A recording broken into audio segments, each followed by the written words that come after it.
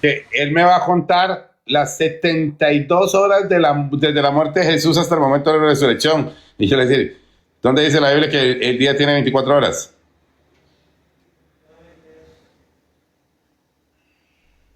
No, no. Es un cálculo gregoriano, es reciente, de hecho está mal hecho también el cálculo. También le voy a decir que me explique cuál es el orden bíblico para determinar cuál es el día de reposo al inicio de cada año. Y si el calendario gregoriano se ajusta a ese. Por ejemplo, nadie lo cambió. Fíjate, por ejemplo, hoy, John, es 21 de marzo.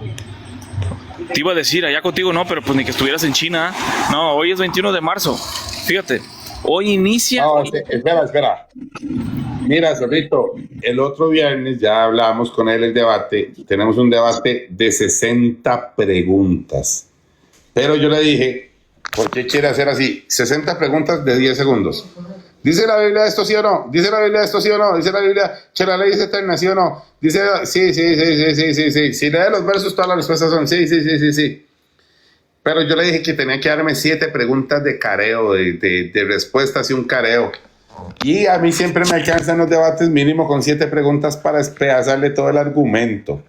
Entonces yo le contesto todas las preguntas, dejo que él argumente lo que quiera, le contesto seco en las preguntas y después vamos a la parte donde él me explique temas profundos, donde le voy a quebrar 8 argumentos que tiene ahí en su perfil que van a ser duros. Oye, ¿sabes quién se quedó bien traumado? El pastor Edison. Pero bien traumado, bien traumado con lo del Hijo Eterno. O sea, pero está bien traumadísimo. Y dijo, ay, qué bárbaro, se quedó muy picado. Es que él es pastor y como ellos de ahí obviamente le dicen a los miembros de la congregación que los sigan porque son pastores, les duele muchísimo cuando usted le da muy duro porque se supone que él es el representante de su congregación, así sean 50 o 60 personas. Él cree que de guarde lo refuten delante de la gente y son muy orgullosos. Bendiciones, manito. Saludos, ¿cómo estás? Bien, manito, bien. Pero ¿por qué te cambiaste a Zorrito? ¿Qué pasó? No, el nombre, y no que... Nada, no tiene nada que ver, el que me lo cambió fue el hijo mío. Ya. No, ese debate es el próximo viernes. Al que estamos esperando que nos dé un debate y que lo haga formal es a don José Castillo con su hijo. Queremos a Moisés Castillo y a don José Castillo en un mismo debate juntos, donde ellos de forma conjunta hagan sus preguntas y yo pueda hacer la pregunta a ellos y ellos puedan ponerse de acuerdo y hacer la respuesta. Pero no he logrado que don José Castillo y su hijo Josué Castillo me den un debate formal, ¿verdad? No, a mí me gustaría, sí, el debate es muy interesante con ellos porque ellos son padre e hijo. Entonces estaríamos un padre y un hijo trinitarios defendiendo la postura ante un único predicador unitario. ¿Cuál sería el ejercicio? Yo les hago una pregunta.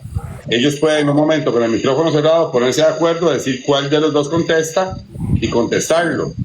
Y me dan la respuesta. Y después ellos pueden coordinar las preguntas que quieran, cierran el micrófono un segundo y entre el padre y el hijo hacen una misma pregunta. Sería un buen debate. Yo le llamaría el debate del padre y el hijo contra el unicitario.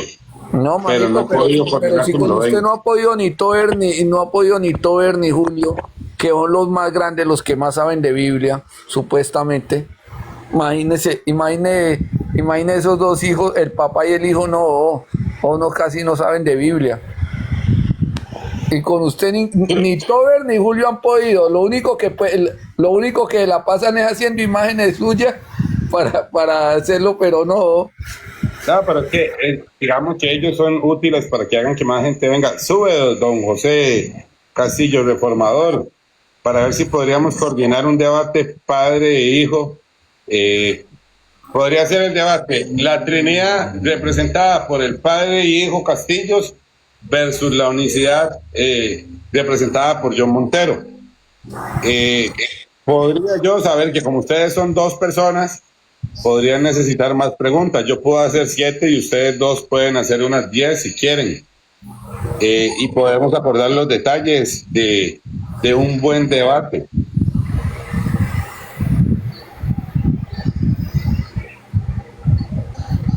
¿Cómo está, don José Castillo? ¿Cómo les va? Quiero hacerle una pregunta ahí rápido. Me la responden basado al texto. No quiero que me salga el texto. Espera. Te estaba proponiendo, porque a la gente le gusta mucho en las redes sociales los temas de los debates, y siendo que ustedes son dos ya conocidos que son padre e hijo, proponerle un debate formal. La vez pasada le pedí a tu hijo que te trajera porque no quise hablar muy fuertemente con él porque es un joven muchacho que me parece que tiene que estar bien guiado para poder contestar. Pero no sé si estarían ustedes en disponibilidad de que hiciéramos un debate donde ustedes dos, como padre e hijo, defendiendo la doctrina que ustedes tienen, una doctrina trinitaria reformada, podrían debatir conmigo el tema de la Trinidad y la unicidad y acordar, tal vez yo les puedo hacer unas 7 preguntas y ustedes me pueden hacer unas 10 y acordamos el tiempo de la exposición. ¿Sería posible que lleguemos a un acuerdo con ese tema? Don Montero, yo le voy a decir que venga para que usted lo suba y se ponga de acuerdo, porque él está aquí. ¿Le digo? Sí, lo que yo le digo, llámalo. Lo que yo digo es si podríamos hacer un debate donde ustedes actúen juntos y debatan contra mi persona. Pues ya le dije a John. Ya le dije. Gracias. Dime, ¿cuál es la pregunta? Que quiere debatir conmigo, él es el que quiere debatir contigo. Yo lo único que hago son preguntas. Yo casi los debates no me gustan. Dale, José, van los dos. Mira, pero podemos hacer así, José. Es más, hermanito, para que quede mano a mano, llama a Mr. Templario. No. Podemos hacerlo así, mira, José, podemos hacerlo así.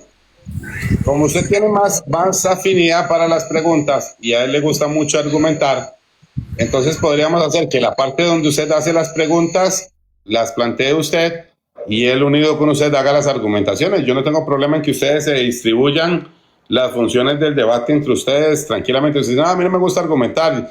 Usted siembra la pregunta dura y que él argumente sobre la respuesta. Y podemos organizarlo de una forma seria y bien ordenadita. ¿Qué le parece?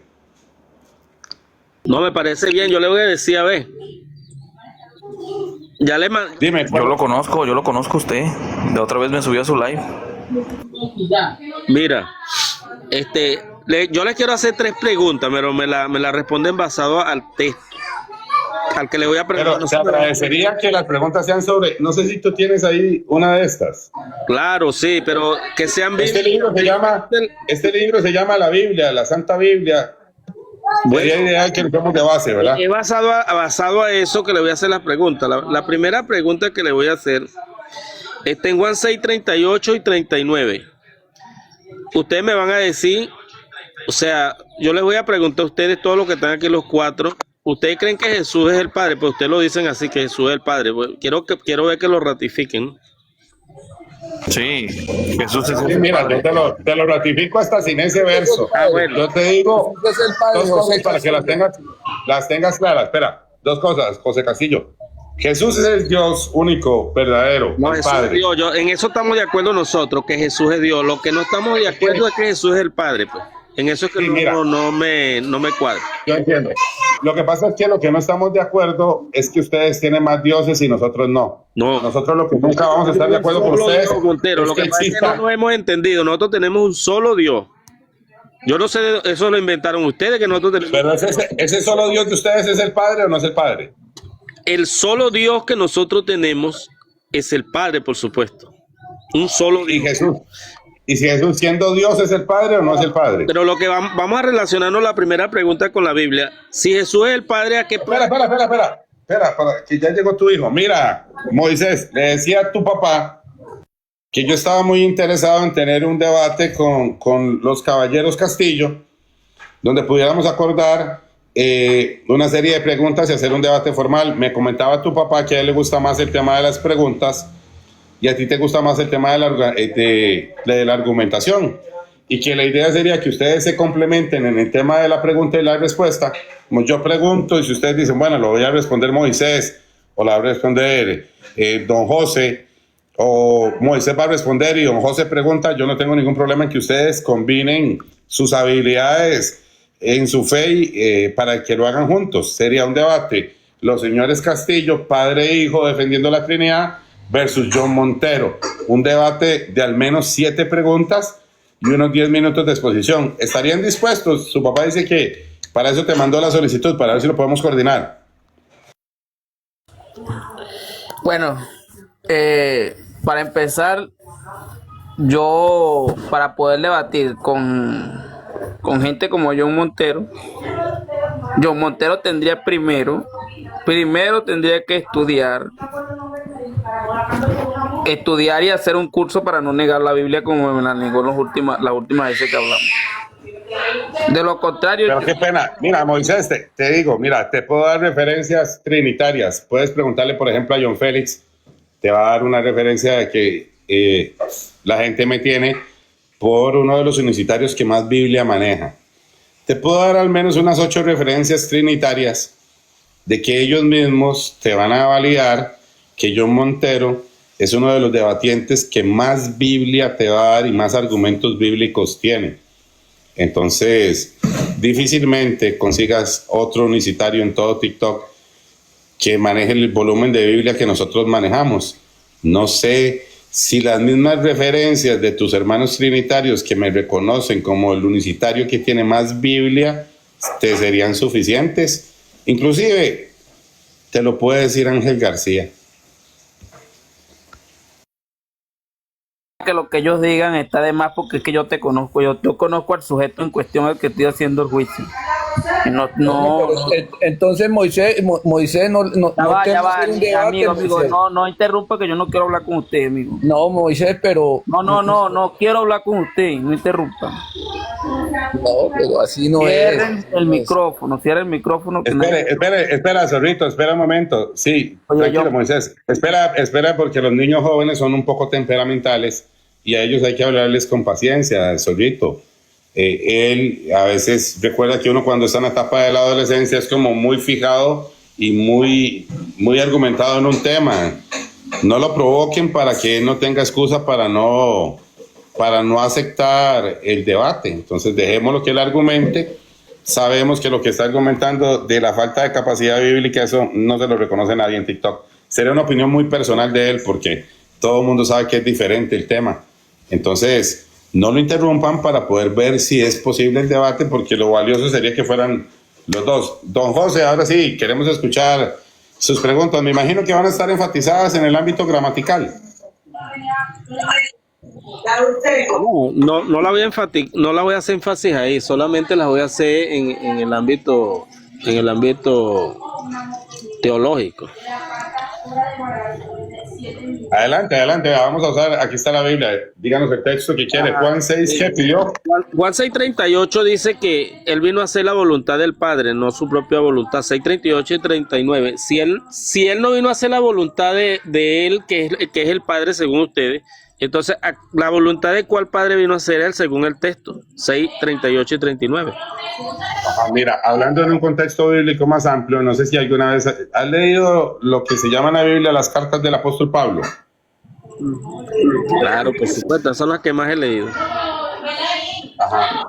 Dime una cosa, cuando Pablo refiere ese término, dice, porque no hago el bien que quiero, sino el mal que no quiero. No, yo lo que quiero es que me responda sobre la base del texto.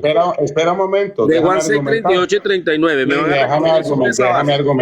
Déjame argumentar bíblicamente porque estoy tratando de responder.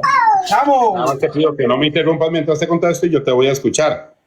¿Cuál es una de las posiciones? Por ejemplo, en Juan, vamos a entenderlo en Juan humanamente.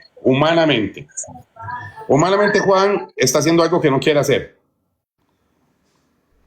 Cuando usted hace algo que no quiere hacer o no quiere hacer algo que debe hacer, nosotros deberíamos entender que Juan tiene dos voluntades porque está haciendo algo que no quiere hacer o no quiere hacer algo que tiene que hacer. ¿Por qué? ¿Por qué te digo esto? Porque si no entendemos los textos bíblicos y tenemos una duda sobre Juan 38, pero no usamos otros textos de referencia, sería un criterio sesgado sobre un verso. Yo digo que un mismo individuo puede hacer algo que no quiere o no hacer algo que quiere o hacer algo que no quiere hacer. Por ejemplo, en Dios, yo argumento que Él no quiere condenar a los hombres, pero lo va a hacer. Siendo que no quiere que ninguno perezca, pero va hacer que unos perezcan porque Él los lanza al lago de fuego. Entonces, cuando Él dice que hago algo que no quiero hacer, no hay una contradicción bíblica. En un estudio profundo, estoy hablando con una persona que tenga la capacidad de ver todo el contexto. Porque cuando yo te digo, por ejemplo, que Él no quiere que ninguno perezca, pero perecen al final de los tiempos por un juicio que Él mismo emite, Él está emitiendo ese juicio a pesar de que no es su voluntad de que los hombres mueran. John, yo te puedo explicar eso. Cuando Él dice que no quiere que nadie perezca, es de la manera de condenación. Pero obviamente sabemos que la gente va a perecer por juicio y todo eso. Pero ahí está hablando la gente perece. Ajá, por eso. Pero cuando la gente perece, le voy a formular nuevamente la pregunta porque creo que no me entendieron. No, nada más déjame afinar un tema para que la gente lo tenga claro. Dice en 2 de Pedro 3:9, el Señor no tarda su promesa, sino que algunos la tienen por tardanza, sino que es paciente para con nosotros, no queriendo que nadie perezca, sino que todos vengan al arrepentimiento. Hay una voluntad inequívoca de Dios, por sobre todas las cosas, de que todos procedan al arrepentimiento. Pero no queriendo que ninguno perezca, Él mismo envía a la muerte segunda para que perezcan muchos impíos que no procedieron al arrepentimiento. Pero ni siquiera en ese momento que este Señor, que es Jesucristo, esté queriendo no hacer algo, va a evitar hacer lo que tiene que hacer. Porque el Señor que yo estoy referenciando es el Señor Jesús. Estamos hablando del mismo sujeto, haciendo algo que no quiere hacer, pero sabe que debe hacerlo. Entonces, la dicotomía que tú me planteas en Juan 6:38, la estamos resolviendo en el mismo sujeto. Por eso, yo estoy planteando el tema. No estoy hablando de cualquier otro sujeto. Estoy hablando del mismo sujeto en el que tú planteas una dicotomía en sus decisiones, que ahora la tiene en el momento del juicio. La está teniendo en el momento de la cruz y la va a volver a tener en el juicio y la está planteando en otro. Lo que pasa, John, es que el personaje que está hablando ahí no está hablando en la pluma que él escribe, él está hablando los relatos que el mismo Jesús dijo. Eso descarta lo que tú estás diciendo, porque él está diciendo, el autor está diciendo que Jesucristo mismo dijo, porque he descendido del cielo no para hacer mi voluntad, sino la voluntad del que me envió. Entonces, si él va a hacer la voluntad de alguien más, entonces, ¿cuál es el padre? ¿Ese que está pidiendo hacer la voluntad de un padre, o este es el padre, o ustedes tienen dos padres? Porque tienen que definirse. O hay dos padres, o hay uno solo. No, mira, nosotros estamos absolutamente definidos. Hay un único Dios que en Él mismo, utilizando para ustedes, por eso le uso la palabra dicotomía, porque el término dicotomía en el argumento filosófico, que es muy básico de la doctrina de ustedes, es un método de clasificación que consiste en dividir en dos un concepto, ¿verdad? Sucesivamente. Entonces, ¿qué te estoy hablando? Que pareciera haber una dicotomía tanto en la identidad personal que ustedes no logran percibir como un único Dios verdadero, como en las decisiones dentro de ese sujeto con relación a su única voluntad. Y te hablo más en términos filosóficos porque sé que son los que ustedes manejan. Entonces, esta supuesta dicotomía que ustedes plantean en el análisis de un texto es una dicotomía que no puede ser argumentada necesariamente con otra persona o individuo teniendo una doble voluntad o naturaleza ese individuo, porque es esencialmente algo que el mismo individuo vive en otra etapa donde no está referenciando a una segunda persona y sigue teniendo la misma dicotomía. Entonces, argumentalmente, o viéndolo desde un énfasis filosófico que es muy fundamental para la doctrina de ustedes, el argumento de ustedes es sesgado. ¿Por qué se vuelve sesgado? Porque estás presentando una circunstancia específica, pero la misma circunstancia que se analiza en el caso específico donde quieres plantear dos sujetos es la que sucede con un único sujeto al final de los tiempos. Ahora, si la respuesta es válida tanto como para validar que posiblemente fuesen dos sujetos, pero puede suceder en un único sujeto, y la Biblia en otros versos hace un énfasis de que no hay necesidad de partir esa divinidad en sujetos, entonces el argumento se debilita por sí mismo.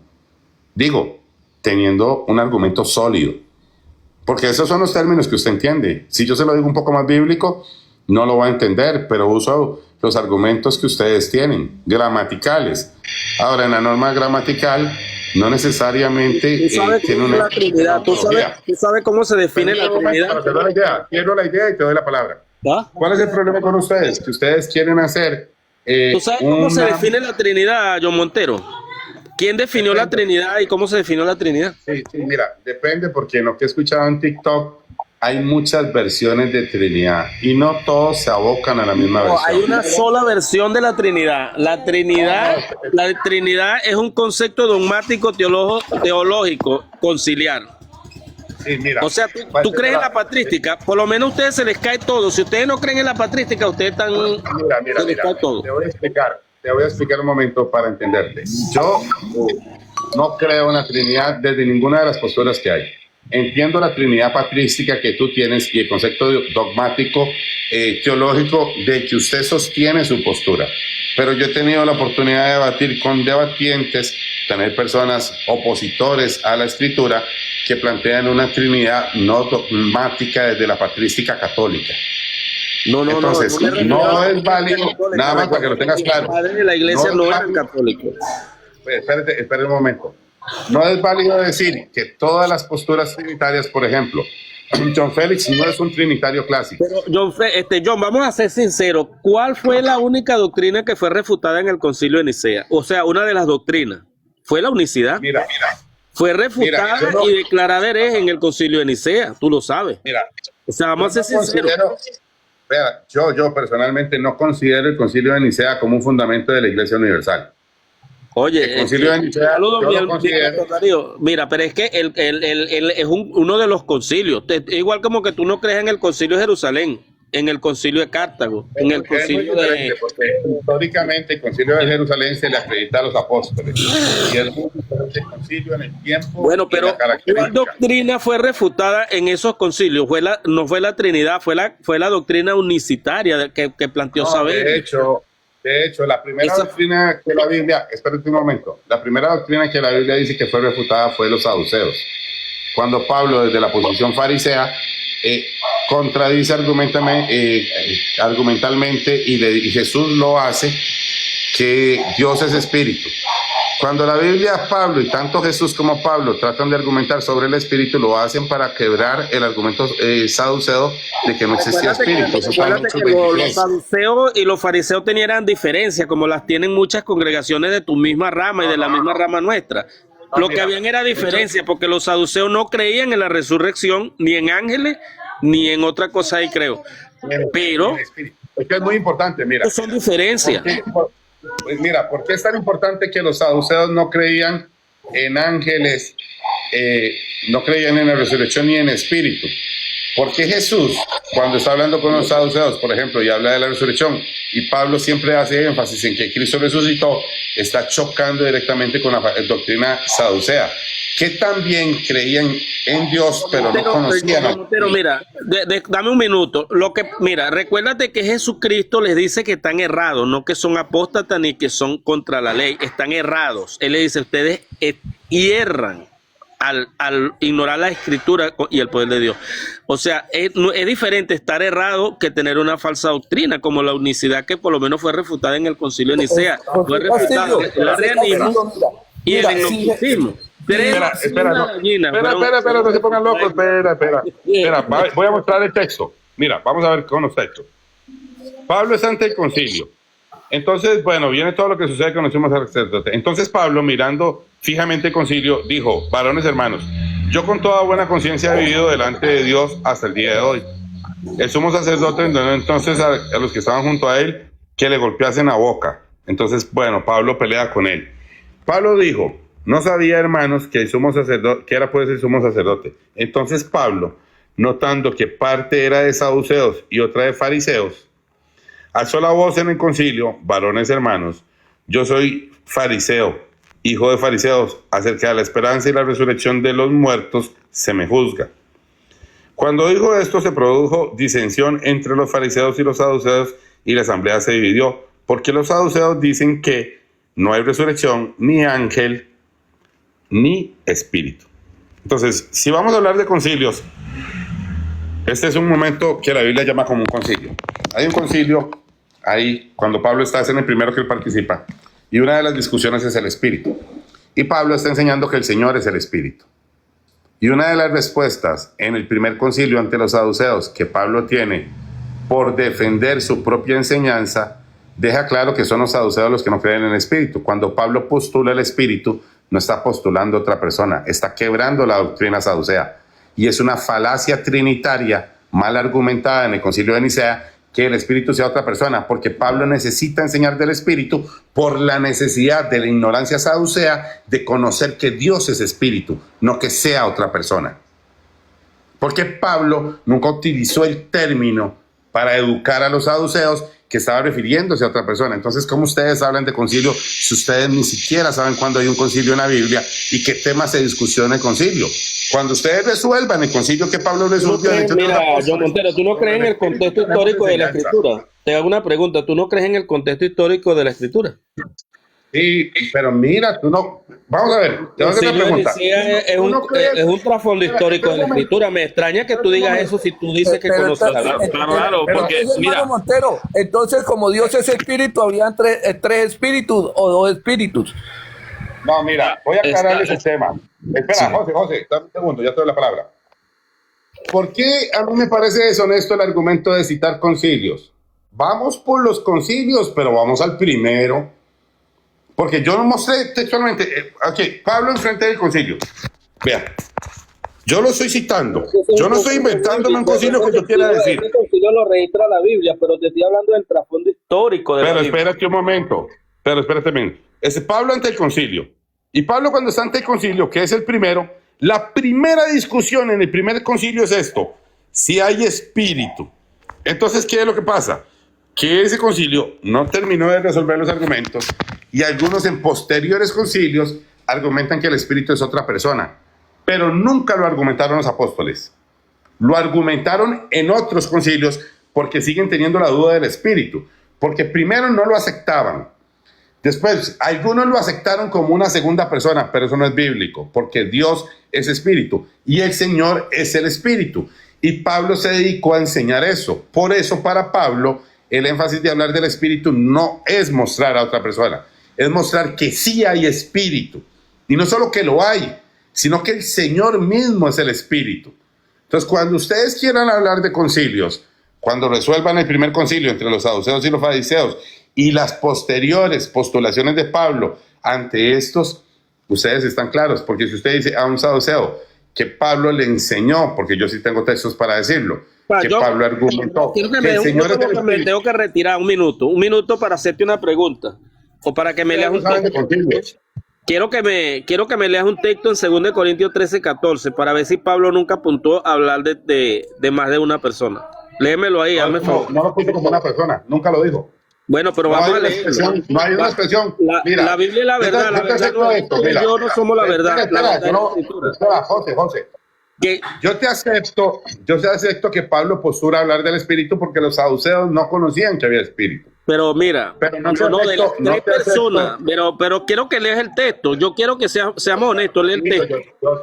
Yo soy muy honesto, por eso quiero un debate y quiero tiempo y quiero orden. Yo estoy cuadrando con Moisés para que haga el debate contigo. Yo creo que eso lo van a hacer. Pero yo quiero que me leas el texto para que los hermanos que están aquí oigan, los compañeros tuyos. 2 Corintios 13:14. 2 Corintios 13:14. Sí, porque este tema es muy interesante. Y cuando quieras, si te gusta mucho el tema de los concilios, podemos agregar en el debate. ¿En qué versión? ¿En qué versión de Biblia? Cualquiera. 2 Corintios 13:14. ¿Seguro que cualquiera? Bueno.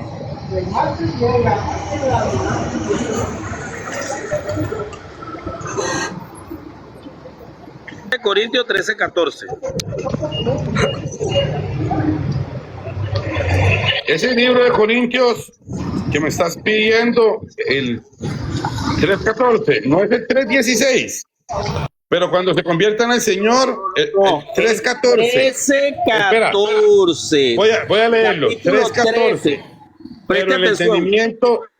Sí, aquí está Corintios. No, ese no es. Ese no es. Ok, bueno, ya estoy aquí. Ok, ya estoy aquí. 14. Manito, listo, es el 13:14, manito. Sí, espera en silencio. Ya estoy aquí, voy a leerlo y voy al 13. Es que yo vi 3:14 y le iba a leer aquí. Porque en el 3.14 dice, pero el entendimiento de ellos se embriagó, porque hasta el día de hoy, cuando leen el antiguo pacto, les queda el mismo velo no descubierto por el cual Cristo es el quitado. pasaje de la ley y el nuevo pacto, eso no tiene nada que ver con lo que estamos hablando. Y hasta el día de hoy, cuando se lea a Moisés, el velo está puesto sobre el corazón de ellos, pero cuando se conviertan en el Señor, el velo se les quitará porque el Señor es el Espíritu. Pero me equivoqué, no era el capítulo 3, era el 13. El Señor es el Espíritu, ese me encanta a mí. 13:14. La gracia del Señor Jesucristo, el amor de Dios y la comunión del Espíritu Santo sea con todos nosotros. Una pregunta, José. Agarren José, una pregunta, José. ¿Este Señor Jesucristo no es el Señor que es el Espíritu o este Espíritu es otro Espíritu diferente al Señor? Es el Espíritu del Señor. Este Señor no es este Señor que es el Espíritu que vimos antes. Amigo, Cristo es el Espíritu de la profecía y donde está el Espíritu del Señor. Pero ¿cuántos espíritus hay? El Señor es el Espíritu, pero ¿qué opinas tú de ese versículo tan claro donde Pablo está hablando de la Trinidad? Yo opino esto. ¿Qué opinas? Mira, yo opino esto. Yo opino que Pablo hizo un esfuerzo muy grande por enseñar que uno y el mismo Espíritu hace todas las cosas. Y Pablo no lo dice, ahí no lo dice, Pablo no dice eso. Pero déjame un momento. Pablo no tiene la obligación de escribir todo. Lo primero que tienes que entender es que Pablo dijo, esto es para con todo, dice, la gracia del Señor Jesucristo es con todo, el amor de Dios y la comunión del Espíritu Santo. Tranquilo, déjame explicarte, mira, yo sí leí todas las cartas de Pablo y a mí me llama la atención con Pablo, que Pablo hace mucho énfasis en varias de sus cartas, de sus testimonios, que es un mismo espíritu que hace todas las cosas. ¿Qué es lo que sucede? Que para mí sería contradictorio tomar un criterio de Pablo sobre un solo verso, porque una persona que quiere analizar a un escritor que verdaderamente lo quiere analizar, analiza todo el contexto de sus versos. Y para mí es indudable, y yo lo puedo demostrar bíblicamente, que Pablo no creía en tres espíritus. Pablo siempre dijo que era uno y el mismo, y lo dice, se lo dice a los Efesios, se lo dice a los Corintios, lo dice varias veces. Entonces yo no tengo ningún problema en entender cuando Pablo habla del Espíritu. John, dame la palabra, nada más dame un minuto. ¿Sí? Ok. Bueno, el señor José Castillo quiere analizar el verso y te quiere agarrar, ahora sí como decimos acá en México, por la cola, ¿no? Ya te agarré, mira, ahí están los tres. Ojo, si quiere analizar el texto de manera exegética, vamos a empezar. Ahí habla de 3 personas o 3 manifestaciones, ¿no? Para empezar. Porque eso es lo que quiere dar a entender el señor José Castillo. El señor José Castillo quiere dar a entender que ahí están los 3, pero no sabe contestar qué son, si son personas o manifestaciones. Dice así, la Reina Valera 1960, la gracia del Señor Jesucristo, el amor de Dios y la comunión del Espíritu Santo. Aquí aparecen 3 elementos, eso no lo podemos negar.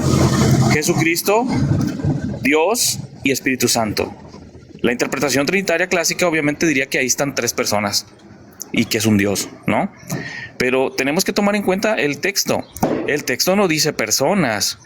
Eso ya es una conclusión teológica posterior que el señor Castillo llegó. ¿Ok?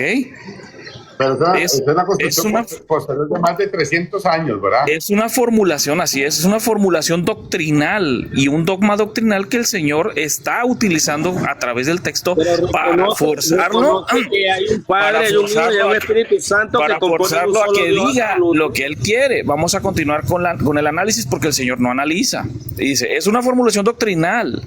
Estamos claros hasta ahí. El versículo es una bendición final, no una definición doctrinal. Quiero aclarar eso porque a usted le gusta la exégesis, ¿no? Claro, es pero una bendición final. yo te estoy preguntando lo siguiente. Bendición final. Bendición final. Espera, no se pongan locos. Yo quiero mostrarles algo. Cuando usted va al Logos Calogos, la palabra utilizada en el texto exactamente. Mira, ¿por qué se bajó? Porque quiero que vean esto en el Logos Calogos.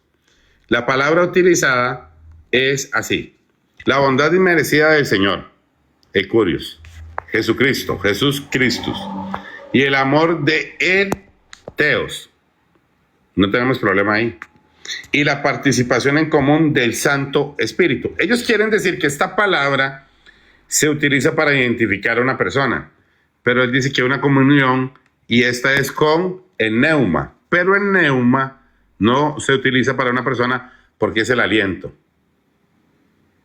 ¿Ustedes creen que está identificando a una persona como el aliento? Y la definición más específica es como la corriente del aire o el soplo de vida o un soplo, ¿verdad? Y entonces podría decir, analógicamente es decir un espíritu humano o el alma racional por implicación o por principio vital, ¿verdad? Pero nunca dice o Dios divino o Espíritu de Cristo o el Espíritu Santo. Y ese mismo neuma se puede decir que es para el Espíritu de Cristo, para el Espíritu Santo o para Dios. Entonces yo no tengo, por la propia definición de la palabra, como se usa en el diccionario, que identificar a una persona diferente.